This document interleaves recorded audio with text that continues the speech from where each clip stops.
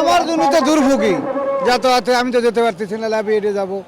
আমি ওখানে নামে দিল, নামে যেখানে আবার হেঁটে যাওয়া লাগতেছে, আমার জন্য একটু কষ্টই হয়েছে আর কি।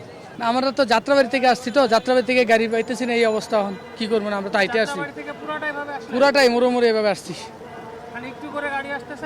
না গাড়িয়ে নাই শুধু হিসাব। জি, এটাতে অনেক কষ্ট হচ্ছে, আমাদেরকে অনেক আগে নেমে যেতে হয়েছে রিক্সা থেকে, তারপর হেঁটে যেতে হচ্ছে, এটাতে অনেক প্রবলেম হচ্ছে, এই গরমে অনেক সমস্যাই হচ্ছে।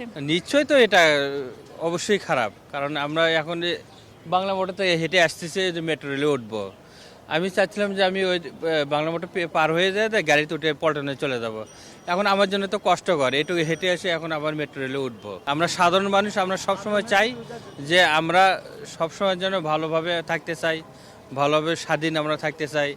এখন বিভিন্ন কারণে দেশের মধ্যে এগুলো সমস্যা হয়, এটা আমাদের জন্য তো আসলে খুব কষ্টকর। কালকে আমি সেই পান্থপথ থেকে যাত্রাবাড়িতে হেঁটে গেছি, দাবিটা যৌক্তিক, বাট সেটার সাথে আমরা একমত, কিন্তু এই একমত হইতে গিয়েও আমাদেরও সমস্যা হচ্ছে। বিশেষ করে অফিস টাইম যেটা দিচ্ছে, এটা আমাদের জন্য খুব, যেমন আমার পা ব্যথা করতেছে, কালকে যা পা ব্যথা করতেছে, আজকেও যাচ্ছি সেই গাড়ি নেই, মেট্রোতে গেলাম সেখানেও প্রচুর জ্যাম, করতে পারলাম না।